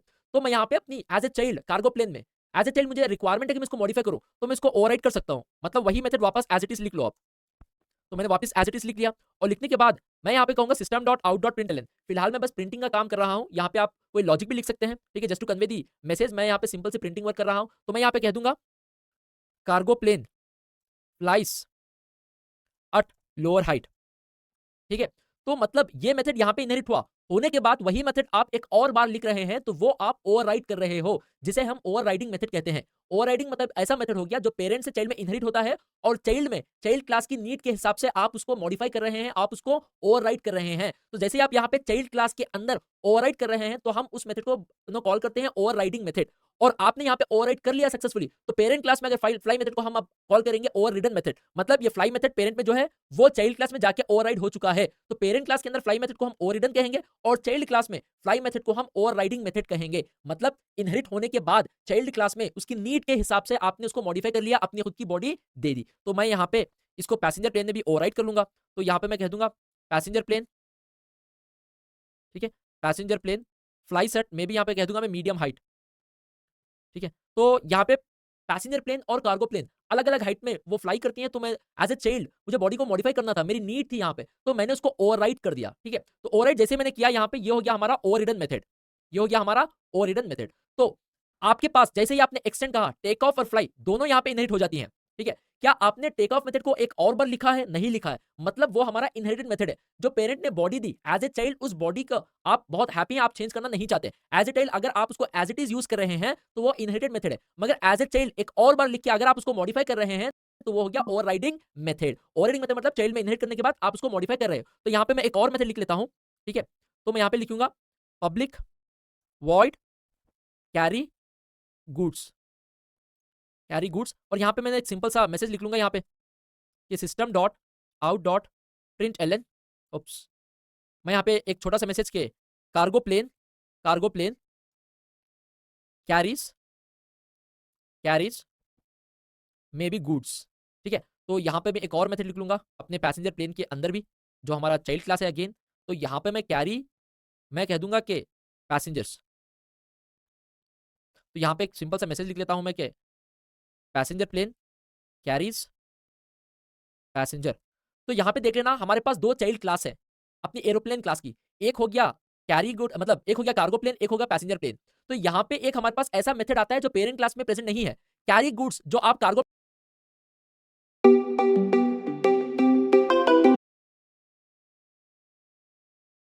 कार्गो प्लेन के अंदर लिख रहे हैं। क्या वो कैरी गुड्स मेथड इसके पेरेंट के पास है? कार्गो प्लेन का पेरेंट कौन है? एरोप्लेन। क्या उसके अंदर आपके पास एक मेथड है जिसका नाम है कैरी गुड्स? नहीं है। तो यहाँ पे आपने एक और मेथड लिखा है कैरी पैसेंजर।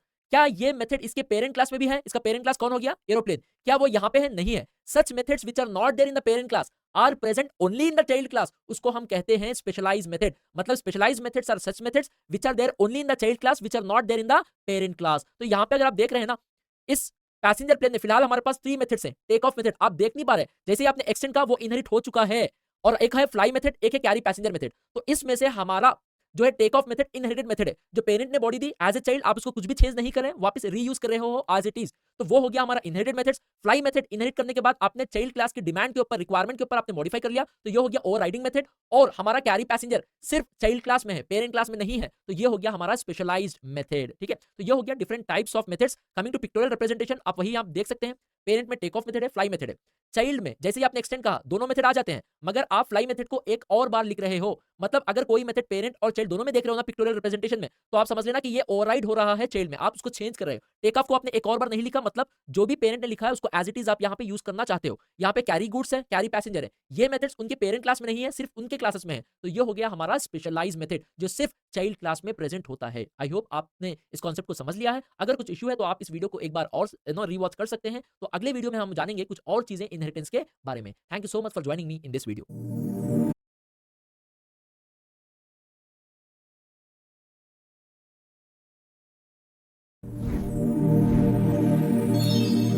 हेलो दोस्तों, वेलकम बैक। इस वीडियो में हम जानने वाले हैं पैकेज और एक्सेस मॉडिफायर्स या एक्सेस स्पेसिफायर्स के बारे में। ठीक है, तो सबसे पहले हम ब्रीफली एक पैकेज के बारे में समझ लेंगे कि पैकेज क्या होता है एग्जैक्टली और जावा के अंदर पैकेज को कैसे बनाया जाता है। ठीक है, तो जब भी हम जावा के अंदर एक नया प्रोजेक्ट, न्यू प्रोजेक्ट बनाते हैं ना, तो यूजुअली हम क्या करते हैं, वो प्रोजेक्ट को मल्टीपल फोल्डर्स में डिवाइड कर लेते हैं, मल्टीपल फोल्डर्स में स्ट्रक्चर कर लेते हैं। मान लीजिए मेरे पास एक प्रोजेक्ट है कैलकुलेटर नाम का। ठीक है, तो मुझे एक कैलकुलेटर को डेवलप करना है, तो पहले मैं क्या करूंगा, इस प्रोजेक्ट को प्रॉपर्ली स्ट्रक्चर कर लेता हूं। तो based on the features, calculator के पास एडिशन एक फीचर हो गया, सब्ट्रैक्शन एक फीचर हो गया, मल्टीप्लिकेशन ऐसा एक फीचर हो गया। तो बेस्ड ऑन द फीचर मैं इस पर्टिकुलर प्रोजेक्ट को पहले मल्टीपल फोल्डर्स में डिवाइड कर लेता हूं। मैं इस प्रोजेक्ट में एक फोल्डर बना लेता हूं एडिशन नाम का। ठीक है, एक और फोल्डर बना लेता हूं सब्ट्रैक्शन नाम का। एक और फोल्डर बना लूंगा यहां पे मैं एक मल्टीप्लिकेशन के नाम का। ठीक है, उसके बाद जैसे मैंने फोल्डर्स बना लिया, उन्हीं फोल्डर्स के अंदर मैं अपनी कोडिंग की फाइल्स लिखूंगा। जितने भी एडिशन के लिए जितनी भी लॉजिक, जितनी भी क्लासेस लगेंगी, जितने भी फीचर्स और फाइल्स लगेंगी, वो सारी फाइल्स, कोडिंग क्लासेस मैं इस फोल्डर के अंदर रख लूंगा। जो भी सब्ट्रैक्शन के अंदर लगेंगी सारी फाइल्स, सारे क्लासेस मैं इसके अंदर यहां पे लिख लूंगा। ठीक है, जो भी मल्टीप्लिकेशन के अंदर जितनी भी कोडिंग फाइल्स लगेंगी, मुझे जितनी भी क्लासेस बनानी पड़ेंगी, सारी इस फोल्डर के अंदर रख लूंगा। तो बेसिकली एक प्रोजेक्ट जब भी आपको बनाना होता है ना, डेवलपमेंट प्रोसेस को इजी बनाने के लिए, और अगर कोई प्रॉब्लम है आपके प्रोजेक्ट में, उसको डिबगिंग इजी बनाने के लिए हम एक प्रोजेक्ट को पहले स्ट्रक्चर करते हैं। बेस्ड ऑन द फीचर्स उस प्रोजेक्ट को मल्टीपल हिस्सों में, मल्टीपल फोल्डर्स में डिवाइड कर लेते हैं, और उस फोल्डर्स के अंदर उस पर्टिकुलर फीचर के हम कोडिंग या क्लासेस लिखते हैं। जो भी यहाँ पे मैं फोल्डर्स का टर्म यूज कर रहा हूं, टेक्निकली हम इसे कहते हैं पैकेज।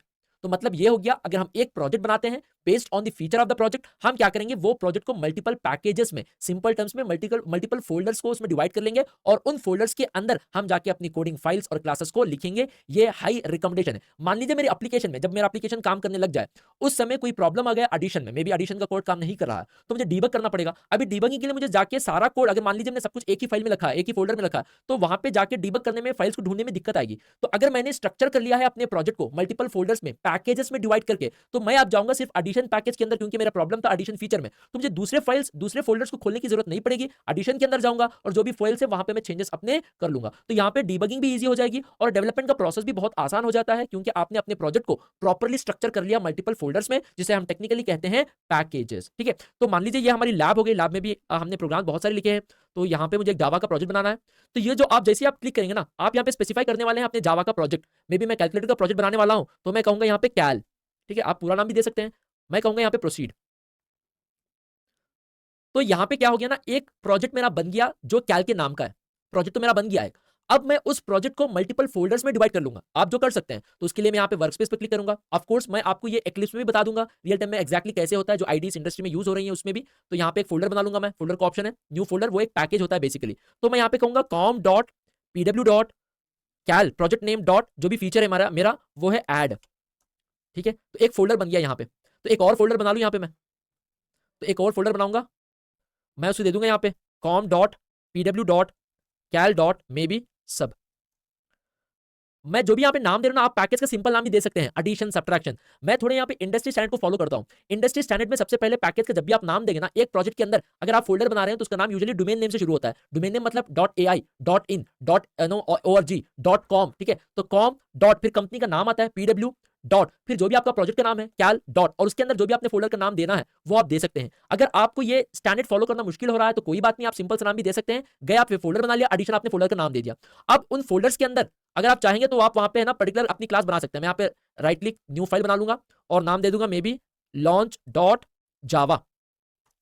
ठीक है, तो यहाँ पे मेरा लॉन्च नाम की फाइल आ जाएगी। अभी क्योंकि लैब है, it will take some time to on, तो एक थोड़ा सा टाइम लेता है लैब में इसको जनरेट करने के लिए। और वैसे भी अब तक जो आपको मैंने कोडिंग की फाइल शेयर की होगी, एट द टॉप आपने देखा होगा पैकेज कंस्ट्रक्टर, पैकेज इनहेरिटेंस, या जो भी फाइल्स आप देख सकते हैं ऊपर पैकेज स्ट्रिंग, ये सब लिखा हुआ था। क्यों लिखा हुआ था? क्योंकि वो मैंने अपने फोल्डर का नाम दे रखा था, और फोल्डर बेसिकली टेक्निकली जावा के अंदर क्या होता है, पैकेज है। तो इसीलिए वहां पे आपको अड्डी ऊपर, मतलब अपनी पूरी प्रोग्राम्स के ऊपर अड्डी टॉप आपको लिखा हुआ आता था कि पैकेज। पैकेज वो क्या हो गया, बेसिकली वो एक फोल्डर था। मैंने एक प्रोजेक्ट को मल्टीपल फोल्डर्स में डिवाइड कर रखा था। जो भी मैंने फोल्डर का नाम दिया था ऊपर आ रहा था आपको पैकेज नाम से। ठीक है, तो अगर मैं यहाँ पे एक्लिप्स की बात कर लूं, तो ये हो गया हमारा Eclipse। सबसे पहले यहाँ पे मैं एक प्रोजेक्ट बना लूंगा, फाइल, न्यू प्रोजेक्ट, ठीक है, जो भी आप नाम देना चाहते हैं, मैं यहाँ पे नाम दे दूंगा कैल, ठीक है। तो यहाँ पे मैं इसको फिनिश कर लूंगा, तो मेरा एक प्रोजेक्ट रेडी हो चुका है। अब मैं वो प्रोजेक्ट के अंदर डायरेक्टली फाइल्स नहीं लिखूंगा, मैं यहाँ पे ये प्रोजेक्ट को मल्टीपल फोल्डर्स में या पैकेजेस में डिवाइड कर लूंगा। यहाँ पे कहूंगा फाइल न्यू पैकेज, तो मैं पैकेज का नाम इंडस्ट्री स्टैंडर्ड को फॉलो करते हुए अपना डोमेन नेम डॉट कंपनी का नाम, प्रोजेक्ट का नाम कैल, और हमारा जो फीचर है वो है ऐड। रिकमेंडेड है कि स्मॉल लेटर में लिखें, अगर आप अलग नाम देना चाहते हैं तो दे सकते हैं, कोई प्रॉब्लम नहीं है। फिनिश। तो यहाँ पे मेरे प्रोजेक्ट के अंदर एक फोल्डर आ गया, एक और फोल्डर बना लेता हूँ यहाँ पे मैं, न्यू, अपना एक पैकेज, पैकेज मतलब फोल्डर है सिंपल टर्म्स में। तो डोमेन नेम हो गया डॉट, और मैं कहूंगा कंपनी नेम, प्रोजेक्ट नेम, और उसके अंदर जो भी फीचर है सब, ठीक है। यहाँ पे मैंने डिवाइड कर लिया, फिनिश। जावा में भी आप देखेंगे तो इनबिल्ट क्लासेस मल्टीपल पैकेजेस में डिवाइड है, util package, SQL package, net package, IO package, lang package, उन्होंने भी सारे अपने प्रोग्रामिंग फाइल्स मल्टीपल पैकेज में रखे हुए हैं, ठीक है। तो वो भी आप वहां पे देख सकते हैं। नाउ अब तो मेरे पैकेजेस बन चुके हैं, खुद से मैंने फोल्डर्स को बनाया है, पैकेज को बनाया, यहाँ पे एक नई फाइल बना लूंगा मैं क्लास को, मैं मे भी यहाँ पे दे दूं ऐड नाम की क्लास, ठीक है। मेन मेथड को यहाँ पे इंक्लूड कर लूंगा मैं यहाँ पे। तो यहाँ पे देख लेना ऊपर पैकेज आ गया, एक फाइल बन गई इस फोल्डर के अंदर। तो देख लेना यहाँ पे पैकेज कॉम डॉट ये भी पैकेज भी आ गया मेरा, और यहाँ पे मैंने अपनी एक क्लास लिख ली। तो एक पैकेज के अंदर आप मल्टीपल फाइल्स, मल्टीपल क्लासेस लिख सकते हैं। तो बेसिकली यहाँ पे ये कहने की कोशिश कर रहा हूँ कि जब भी आप एक प्रोजेक्ट बनाएंगे ना, वो प्रोजेक्ट को मल्टीपल फोल्डर्स में आप डिवाइड कर लेना, जिसे हम टेक्निकली कहते हैं पैकेज। आप बस अपने प्रोजेक्ट को कैसे स्ट्रक्चर करेंगे, ये पैकेज इसकी बात करता है, ठीक है। I hope you have got the basic idea about this, और मैंने आप बता दिया कि इंडस्ट्री स्टैंडर्ड क्या होता है जब भी आप एक पैकेज का नाम देंगे। अगर आप ऐसा नहीं देना चाहते, आप एक सिंपल सा नाम देना चाहते हैं पैकेज का, तो भी दे सकते हैं, इसमें कोई प्रॉब्लम नहीं है, ठीक है। तो ये हो गया था हमारे पैकेजेस के बारे में। अब हम जानने की कोशिश करेंगे एक्सेस स्पेसिफायर्स या मॉडिफायर्स जो जावा में सपोर्ट करते हैं। 4 एक्सेस मॉडिफायर जावा में सपोर्ट करते हैं। एक है हमारा पब्लिक, फिर आता है हमारा प्रोटेक्टेड, फिर आएगा हमारा डिफॉल्ट, फिर आता है हमारा प्राइवेट, ठीक है। तो ये एक्सेस स्पेसिफायर्स एंड मॉडिफायर्स आप एक क्लास को अप्लाई कर सकते हैं, एक मेथड को अप्लाई कर सकते हैं, एक वेरिएबल को अप्लाई कर सकते हैं, इंस्टेंस वेरिएबल को, ठीक है। आप यहाँ पे एक वेरिएबल फील्ड को अप्लाई कर सकते हैं, कंस्ट्रक्टर को भी अप्लाई कर सकते हैं, ठीक है, सो ऑन। तो ये अगर यहाँ पे आप यूज करेंगे तो स्पेसिफाई करता है कि वो कहां तक एक्सेस कर पाएंगे, मतलब उस पर्टिकुलर क्लास को, उस पर्टिकुलर मेथड को आप अपने प्रोजेक्ट में कहां तक एक्सेस कर पाएंगे, ये इसको डिफाइन करता है। मान लीजिए मैंने यहाँ पे एक सिंपल सा मेथड लिख लिया, वॉइड डिस्प्ले, ठीक है। तो मैंने यहाँ पे कुछ भी नहीं लिखा, पब्लिक, प्रोटेक्टेड, प्राइवेट। अगर आप यहाँ पे कुछ भी नहीं लिख रहे हैं तो ये कंसीडर करेगा डिफॉल्ट, तो ये मेथड हो गया डिफॉल्ट, ठीक है। तो मान लो मैं यहाँ पे एक वेरिएबल बना लेता हूँ, इंट एज, तो मैंने यहाँ पे कुछ भी नहीं लिखा। अगर आपने कुछ भी नहीं लिखा तो वो कंसीडर कर लेता है कि ये वेरिएबल जो है एक डिफॉल्ट वेरिएबल है। अगर आप चाहते हैं ये प्राइवेट हो जाए तो आपको यहाँ पे यूज करना पड़ेगा प्राइवेट। मैं चाहता हूं कि मेथड को पब्लिक बना लूं, तो मैं यहाँ पे यूज कर लूंगा स्पेसिफायर पब्लिक। तो अगर यहाँ पे आप पब्लिक प्राइवेट यूज कर रहे हैं या कुछ भी नहीं यूज कर रहे हैं तो वो एक डिफॉल्ट हो गया। वो स्पेसिफाई करता है कि वो पर्टिकुलर मेथड और वेरिएबल अपने प्रोजेक्ट के अंदर कहां तक एक्सेस हो पाएगा, ठीक है। तो मैं आपको ये छोटा सा एक चैट यूज करके आपको मैं बता दूंगा कि एक्जैक्टली मैं क्या कहने की कोशिश कर रहा हूं। मान लीजिए आपने पब्लिक को यूज किया, किसी क्लास को, किसी वेरिएबल को या मेथड को, वो पर्टिकुलर मेंबर या कंपोनेंट जहां पर भी आपने अप्लाई किया, वो मेथड, मान लीजिए आपने मेथड को यूज किया, तो वो मेथड आप सेम क्लास में या वो वेरिएबल जहां पर भी आपने इस स्पेसिफायर्स को यूज किया है, सेम क्लास आप एक्सेस कर पाओगे, ठीक है। Outside the class same package, मतलब सेम फोल्डर के अंदर, सेम पैकेज के अंदर, दूसरी क्लास के अंदर अगर आप उसको एक्सेस करना चाहेंगे तो वो एक्सेस हो पाएगा।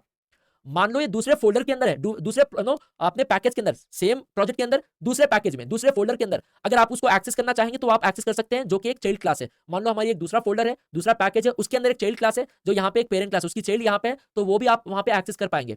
दूसरे पैकेज में, डिफरेंट क्लास में, जहां पे इजी रिलेशनशिप भी नहीं है, मतलब पेरेंट चाइल्ड रिलेशनशिप भी नहीं है, तो भी आप एक्सेस कर पाएंगे। तो बेसिकली मैं क्या कह रहा हूं कि अगर आप पब्लिक एक्सेस स्पेसिफायर किसी वेरिएबल, मेथड, कंस्ट्रक्टर या क्लास को लगा दें तो क्या होगा कि वो पर्टिकुलर मेंबर, वो पर्टिकुलर कंपोनेंट अपने प्रोजेक्ट में हर जगह एक्सेस होता है। कहां पर भी आप चाहेंगे वहां पे आप उसको आसानी से एक्सेस कर पाएंगे। शायद चाहे वो सेम पैकेज हो, डिफरेंट पैकेज हो, पेरेंट चाइल्ड रिलेशनशिप हो या ना हो, हर जगह वो एक्सेस हो सकता है। इसीलिए कहा गया कि जब भी आप कंस्ट्रक्टर लिखते हो, जब भी आप सेटर गेटर लिखते हैं, तो आप उसको पब्लिक बना दें ताकि वो प्रोजेक्ट में हर जगह एक्सेस कर पाए, दूसरे टीम मेंबर्स भी उस मेथड को एक्सेस कर पाए, ठीक है। तो अगर आपने प्रोटेक्टेड यूज किया है तो सेम क्लास में हर जगह आप एक्सेस कर पाएंगे। आउटसाइड द क्लास मतलब सेम फोल्डर के अंदर, सेम पैकेज के अंदर, डिफरेंट क्लास है, वहां पर भी आप उसको एक्सेस कर पाएंगे। आउटसाइड द पैकेज मतलब डिफरेंट फोल्डर में, डिफरेंट पैकेज में, और उस पैकेज के अंदर जो क्लास है वो हमारी चाइल्ड क्लास है, पेरेंट चाइल्ड रिलेशनशिप है बिटवीन ये क्लास और वो क्लास में, तो 100% आप वहां पर भी एक्सेस कर पाएंगे। Outside the package, same project के अंदर एक डिफरेंट पैकेज में, डिफरेंट फोल्डर में, वो क्लास जो आप वहां पे एक्सेस कर रहे हैं, वहां पे कोई इजी रिलेशनशिप नहीं है, वो तुम्हारी चाइल्ड क्लास नहीं है, तो वहां पे आप एक्सेस नहीं कर पाएंगे, ठीक है। अगर आप डिफॉल्ट है, मतलब आपने मेथड को कुछ भी नहीं लिखा, पब्लिक, प्रोटेक्टेड, प्राइवेट कुछ भी नहीं लिखा है वेरिएबल को या मेथड को, तो वो बाय डिफॉल्ट कंसीडर कर लेता है कि वो एक डिफॉल्ट है। सेम क्लास के अंदर आप हर जगह एक्सेस कर पाएंगे, दूसरी क्लास में भी एक्सेस कर पाएंगे अगर वो क्लास सेम फोल्डर के अंदर है, सेम पैकेज के अंदर है, नो प्रॉब्लम।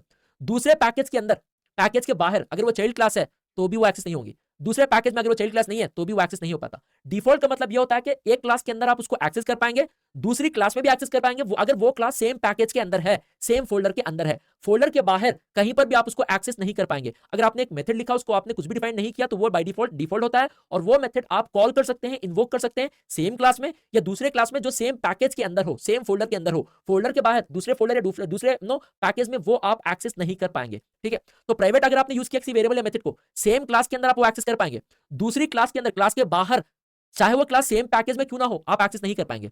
दूसरे पैकेज में चाइल्ड क्लास में भी एक्सेस नहीं कर पाएंगे, दूसरे पैकेज में अगर वो चाइल्ड क्लास नहीं है तो भी एक्सेस नहीं कर पाएंगे। प्राइवेट का मतलब ये होता है कि क्लास के अंदर ही आप एक्सेस कर पाएंगे, क्लास के बाहर वो मेंबर को आप कहीं पर भी एक्सेस नहीं कर पाते। ठीक है, तो प्राइवेट मतलब उसकी जो रीच है बहुत कम होती है, क्लास के अंदर ही है।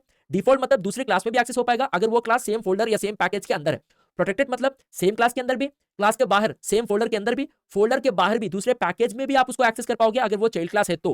पब्लिक मतलब पूरे प्रोजेक्ट में हर जगह आप उसको कॉल कर सकते हो, हर जगह आप उसको एक्सेस कर पाओगे, यूज कर पाओगे। इसीलिए रिकमेंडेड है कि ज्यादातर जब भी आप मेथड लिखेंगे या कंस्ट्रक्टर लिखेंगे आप उसको पब्लिक बना दें, ताकि पूरे प्रोजेक्ट में डिफरेंट पैकेजेस हर जगह लोग उसको एक्सेस कर पाए, उसको कॉल कर पाए। इसीलिए हम यूजुअली सेटर्स को, मेथड्स को पब्लिक एक्सेस स्पेसिफायर्स यूज करते हैं। I hope you have got the basic idea. आगे जाके ये स्पेसिफायर्स को हम यूज करने वाले हैं तो आपको आइडिया और आ जाएगा। ठीक है, तो thank you so much for joining me in this video. Again will meet in the next video. Hello दोस्तों, वेलकम बैक। इस वीडियो में हम जानने की कोशिश करेंगे the rules to override a method in child class. मतलब जब भी आप चाहेंगे चाइल्ड क्लास में पेरेंट क्लास की मेथड को ओवरराइड कर दें, क्या क्या रूल्स, क्या की पॉइंट्स आपको अपने ध्यान में रखना है ओवरराइड करने के लिए। तो बेसिकली इसके लिए मैं आपको एक एग्जांपल के साथ समझा दूं। यहाँ पे देखिए, हमारे पास एक क्लास है एनिमल, जिसके अंदर एक बिहेवियर है ईट मेथड का।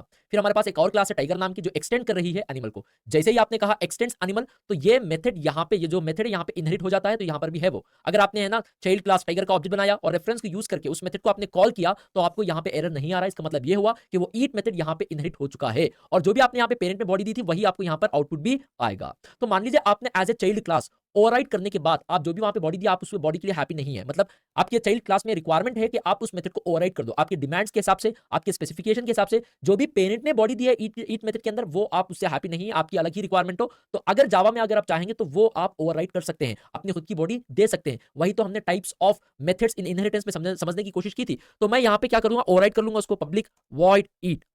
ठीक है, तो यहां पे मैं इसको ओवरराइड कर लूंगा system dot out dot println. तो यहां पे मैं बता दूं कि may be tiger hunts and eat. ठीक है, तो इनहेरिट करने के बाद चाइल्ड क्लास की रिक्वायरमेंट के हिसाब से, नीड के हिसाब से मैंने यहां पे इसको ओवरराइड कर लिया। ओवरराइड करने के बाद अगर आप वो मेथड को कॉल करेंगे तो जो भी ओवरराइड करने के बाद आपने बॉडी दी वही आपका आउटपुट भी आएगा। तो मैं इसको एक बार रन कर लूं तो आप देख सकते हैं टाइगर हंट्स एंड ईट आ रहा है, मतलब जो भी आपने ओवरराइड किया वही बॉडी डिस्प्ले कर रही है। तो ये हो गया concept of overriding a method. मगर जब भी आप चाहेंगे मेथड को ओवरराइड कर दें इनहेरिट करने के बाद, तो आपको कुछ रूल्स फॉलो करने पड़ेंगे जो आपको इस वीडियो में मैं बताने वाला हूं। टू स्टार्ट विद, सबसे पहले थोड़ा सा रिवीजन कर लेंगे जो हमने पिछले वीडियो में देखा था। हमारे पास जावा में 4 मेजर एक्सेस स्पेसिफायर्स हैं, पब्लिक, प्रोटेक्टेड, डिफॉल्ट और प्राइवेट। पब्लिक मतलब वो विजिबल और एक्सेसिबल हर जगह होता है पूरे प्रोजेक्ट में, एक पैकेज के अंदर, दूसरे पैकेजेस में भी, फोल्डर्स के अंदर, उसके बाहर, मतलब पूरे प्रोजेक्ट में जहां आप चाहेंगे वहां पर वो विजिबल होगा, वहां पर वो आप एक्सेस कर पाएंगे। प्रोटेक्टेड मतलब सेम पैकेज के अंदर, दूसरे पैकेज में अगर वो चाइल्ड क्लास है तो। डिफॉल्ट मतलब अगर आपने एक प्रोजेक्ट में मल्टीपल फोल्डर्स बनाए हैं, मल्टीपल पैकेजेस बनाए हैं, तो डिफॉल्ट अगर आपने किसी मेथड को दिया है तो वो मेथड सिर्फ उस फोल्डर में एक्सेस होगा, दूसरे फोल्डर में यानी दूसरे पैकेज में वो एक्सेस नहीं हो पाएगा। प्राइवेट मतलब वो क्लास के अंदर तक ही रेस्ट्रिक्टेड है, सेम पैकेज में भी दूसरी क्लास में वो आप एक्सेस नहीं कर पाएंगे, मतलब उसकी रेस्ट्रिक्शन और विजिबिलिटी क्लास के अंदर तक ही है, दूसरे क्लास में भी आप वो एक्सेस नहीं कर पाएंगे। तो यहां पे पब्लिक टू प्राइवेट जो है विजिबिलिटी यहां पे डिक्रीज हो रही है, विजिबिलिटी जो है यहां पे डिक्रीज हो रही है आपकी, और private to public visibility increase हो रही है। प्राइवेट सबसे कम विजिबल होता है क्लास के अंदर ही, डिफॉल्ट पैकेज के अंदर, प्रोटेक्टेड पैकेज के बाहर चाइल्ड क्लास में भी, और पब्लिक जो है पूरे प्रोजेक्ट में हर जगह विजिबल होता है और हर जगह एक्सेसिबल होता है। तो यहां पे प्राइवेट टू पब्लिक विजिबिलिटी जो है आपकी इंक्रीज हो रही है। ठीक है, ये विजिबिलिटी आपकी यहाँ पे इंक्रीज हो रही है। तो इसी के लिए मैं आपको अभी प्रोग्राम के साथ आपको बता दूं, पेरेंट में आपके पास एक मेथड है ईट नाम का, आपने वहां पे एक एक्सेस स्पेसिफायर यूज किया है जिसका नाम है पब्लिक। आपने चाइल्ड क्लास में उसको ओवरराइड किया, ओवरराइड करते समय आपने उसकी विजिबिलिटी को कम कर दी। आपने यहाँ पे अगर कुछ नहीं लिखा तो वो डिफॉल्ट हो गया, जैसे कि मैंने पिछले वीडियो में बताया था कि पेरेंट में पब्लिक है, ओवरराइड करते समय आपने यहाँ पे प्रोटेक्टेड या डिफॉल्ट कर दिया, तो ये अलाउड नहीं है। आप ओवरराइड करते समय विजिबिलिटी को डिक्रीज नहीं कर सकते। यहाँ पे एरर देख लेना कि cannot reduce the visibility of the inherited method, मतलब इनहेरिट करने के बाद चाइल्ड क्लास में आप विजिबिलिटी को डिक्रीज नहीं कर सकते जब भी आप ओवरराइड कर रहे हैं। पेरेंट में पब्लिक है तो चाइल्ड में भी पब्लिक होना जरूरी है। ठीक है, अगर मान लीजिए यहाँ पे पेरेंट में कुछ भी नहीं है तो डिफॉल्ट हो गया, तो ओवरराइट करते समय आप पब्लिक बना सकते हैं, मतलब विजिबिलिटी को आप इंक्रीज कर रहे हो वो ठीक है, मगर डिक्रीज नहीं कर सकते। पब्लिक मतलब हर जगह एक्सेसिबल हो सकता है, ठीक है, और डिफॉल्ट मतलब सिर्फ फोल्डर के अंदर। तो यहाँ पे डिफॉल्ट है, अगर आप ओवरराइट करते समय उसकी विजिबिलिटी को बढ़ा दें, पब्लिक बना दें, तो कोई इशू नहीं है, मगर पेरेंट में पब्लिक है, ओवरराइट करते समय आप उसकी विजिबिलिटी को डाउन नहीं कर सकते, डिक्रीज नहीं कर सकते, आपको यहां पर भी पब्लिक ही यूज करना पड़ेगा। तो first important rule as a Java developer आपको जानना पड़ेगा कि आप जब भी ओवरराइट करेंगे चाइल्ड क्लास में कोई मेथड को इनहेरिट करने के बाद, आप विजिबिलिटी को डिक्रीज नहीं कर सकते, ठीक है। और एक इंपॉर्टेंट रूल जो आपको फॉलो करना पड़ेगा वो ये है, मान लीजिए यहां पे मेरे पास एक और मेथड है पब्लिक, ठीक है, वॉइड एज, और यहां पे मैं स्पेसिफाई कर दूंगा system dot out dot println, कोई छोटा सा मेथड एनिमल एज इज कुछ भी, मतलब रैंडमली एक मैसेज है यहाँ पे। तो जैसे ही आपने एक्सटेंड कहा तो एज मेथड भी यहाँ पे इनहेरिट हो जाता है, ठीक है। तो अगर आप चाहेंगे चाइल्ड क्लास के रिक्वायरमेंट के हिसाब से आप उसको ओवरराइट कर सकते हैं। मैं ओवरराइट करते समय क्या करूंगा ना, उसका रिटर्न टाइप को चेंज कर दूंगा, यहाँ पे कह दूंगा रिटर्न 10, तो इंट हो गया, तो ये भी अलाउड नहीं है, ठीक है। The return type is incompatible with animal type as, मतलब अगर पेरेंट में मेथड का रिटर्न टाइप वाइड है और चाइल्ड क्लास में जब भी आप ओवरराइट कर रहे हैं ना, तो रिटर्न टाइप वहां पर सेम होना चाहिए, आप रिटर्न टाइप चेंज नहीं कर सकते। अगर पेरेंट में रिटर्न टाइप इंट है तो चाइल्ड में भी इंट ही रहेगा, फ्लोट है तो चाइल्ड में भी फ्लोट ही रहेगा। तो जब भी आप ओवरराइट कर रहे हैं आपको यह भी ध्यान में रखना पड़ेगा कि जो भी पेरेंट क्लास में रिटर्न टाइप है मेथड का, चाइल्ड क्लास में भी वो सेम होना जरूरी है, आप उसको चेंज नहीं कर सकते, ठीक है। तो ये भी एक नेक्स्ट रूल है, एज ए जावा डेवलपर आपको याद करना पड़ेगा। एक और इंपॉर्टेंट चीज है जो आपको मालूम होना चाहिए with respect to the, may be यहाँ पे मैं इसको वाइट कर लूं, argument list with respect to the parameters. मान लो पेरेंट में एक मेथड है जो इंटीजर टाइप डेटा को एक्सेप्ट कर रहा है, अगर आप ओवरराइट करते समय वहां पे स्पेसिफाई नहीं करेंगे तो वो मेथड ओवरराइडन नहीं होता है। ये एक मेथड का, इसने टाइगर क्लास की एक स्पेशलाइज्ड मेथड हो गया by following the concept of method overloading. अगर आप ये समझ रहे हैं कि आपने पेरेंट क्लास की मेथड को ओवरराइड कर दिया, नहीं, आपने पेरेंट क्लास मेथड को ओवरराइड नहीं किया है। यहाँ पे जो एज मेथड है वो एक नया मेथड को कंसीडर कर लिया जाएगा by following the concept of method overloading. एक क्लास के अंदर मल्टीपल मेथड हो सकते हैं डिफरेंट पैरामीटर्स। अगर आपने मेथड ओवरलोडिंग के कांसेप्ट को समझ लिया है तो यहाँ पे कोई दिक्कत नहीं होगी आपको इसको समझने के लिए। तो यहाँ पे पेरेंट में जो एज नाम का मेथड है वो एक इंटीजर वैल्यू को एक्सेप्ट कर रहा है, चाइल्ड में आप ओवरराइड करते समय आपने वो यहाँ पे स्पेसिफाई नहीं किया, तो वो एक्चुअली ये हो गया कि आपने मेथड को ओवरराइड नहीं किया, ये एक स्पेशलाइज्ड मेथड कंसीडर कर लिया जाएगा। और जो मेथड ये है वो इनहेरिटेड होकर यहाँ पे है, उसको कोई ओवरराइड नहीं कर रहा है। अगर आप चाहेंगे उसको ओवरराइड करें तो यहाँ पे पैरामीटर भी सेम होना जरूरी है, पैरामीटर भी सेम होना जरूरी है, नहीं तो ये एक मेथड ओवरलोडिंग का कॉन्सेप्ट हो जाएगा और वो मेथड जो पेरेंट में था इनहेरिट हो चुका है वो आप ओवरराइड नहीं कर रहे हैं, ठीक है। तो पैरामीटर लिस्ट जो आर्गुमेंट की लिस्ट है वो भी सेम होनी जरूरी है। तो जब भी आप चाइल्ड क्लास में मेथड्स को इनहेरिट करने के बाद चाहेंगे कि ओवरराइड कर ले, तो कुछ चीजों को आपको ध्यान में रखना पड़ेगा कि आप विजिबिलिटी उस मेथड की डिक्रीज नहीं कर सकते हैं, आप रिटर्न टाइप चेंज नहीं कर सकते। अगर आप ओवरराइड करना चाहते हैं तो पैरामीटर्स जो आर्गुमेंट लिस्ट है वो भी सेम होनी जरूरी है, ठीक है। I hope you have understood this, and जब भी आप फ्यूचर क्लासेस में मेथड को ओवरराइड करेंगे तो आपको इन चीजों को ध्यान में रखना बहुत ही जरूरी है। तो thank you so much for joining me in this video, again will meet in the next video.